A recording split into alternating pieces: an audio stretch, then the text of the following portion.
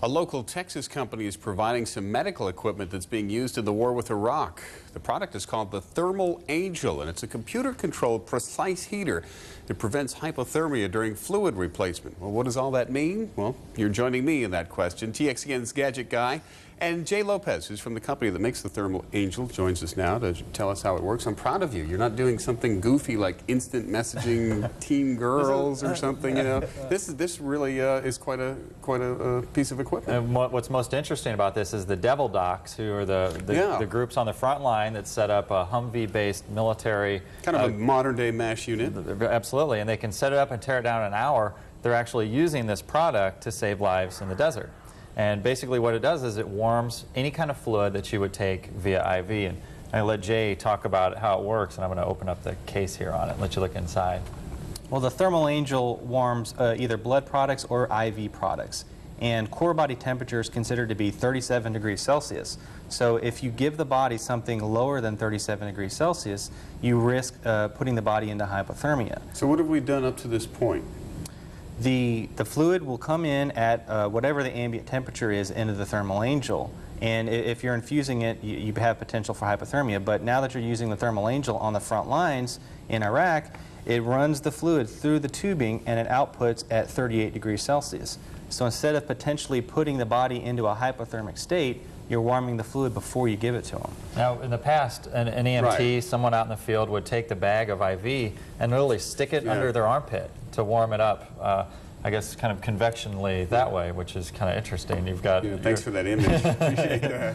Yeah. But obviously, I would assume it's much more precise. You're talking about getting it to what body temperature to deliver it, so one-to-one almost. Right. Their computer inside the Thermal Angel is regulating the temperature 5,000 times a second. It's that precise, so that any changes in flow rate coming into the product or any changes in the temperature of the fluid being infused, the Thermal Angel reacts 5,000 times a second. Aside from the hypothermia you mentioned, any other downfalls to when you can't get it heated up quickly, when you don't have a good heat transfer? Well, if you don't heat the fluid before you're putting it into the body, you risk hypothermia. Yeah. And the side effects of hypothermia are cloudy judgment, your body reacts negatively, your heart may slow down, even to the point where you could actually have your heart stop in very severe hypothermia. And if you've ever had an IV in the hospital, just whether it be a blood transfusion or not, I guess that'd be a little extreme, but just an IV, you get the chills, and you can sit there and just kind of chatter away.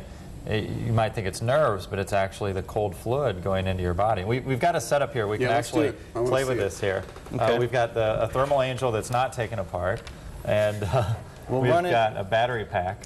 This is going to actually run right now at ambient temperature. So in the studio, it's probably about... Oh, it's a little cool here, so it's probably 50-something. Right. Yeah, that's definitely okay, so that's cold fluid. Now, if you're infusing that in your body, you can imagine the effects. Yeah, that's colder than it would be out of a faucet. So let me plug in the Thermal Angel and hook it up to the battery pack, and now you'll feel that the fluid starts warming. Within 45 seconds, it'll be 38 degrees Celsius. I can feel it warm up a little bit. And then you can also tie in any kind of other fluid into the tubing here. Jay, how does that work if you want? For instance, if this was blood is stored at 4 degrees Celsius. This right now is probably 20. So you can imagine how cold blood is. Up now, yeah. What's the process when you run blood through there? There must be some type of, is it a one-time use? It is. This is a single-use disposable product. That's part of the reason the military really is taking it on so quickly, because they don't necessarily have the facilities to sterilize a lot of things. Yeah, so the Thermal Angel is disposable. You use it once, you throw it away. And Jay told me it's on the Humvees, obviously. It's in the 4x4s. It's in several EMT or emergency vehicle.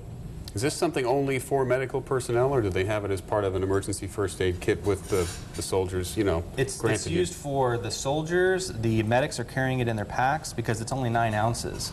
There's nothing else that's portable like it. This battery that we see here, is that in the field with it, or do this battery is in the field with it, and the military has actually asked us to develop a special Thermal Angel for them, and we're in R&D for it. They want something that'll run with their radio batteries. Wow. Michael, I can't help but notice you're soaking in palm olive. Thanks, Madge. Thanks for bringing it down to your level. That really is quite a little piece of equipment there. But besides military applications, obviously any kind of, you know, pick your emergency group that could use this to warm the fluid. So no more chattering teeth in the hospitals during your blood transfusions.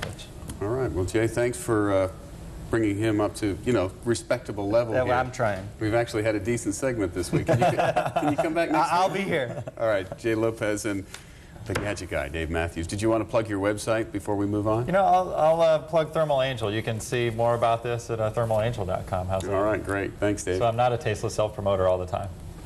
Yeah, okay. We found the one time you're not. Thank you, Dave Mathews, the gadget guy. Moving along, did you notice that gas prices have dropped? We'll tell you about some of that and other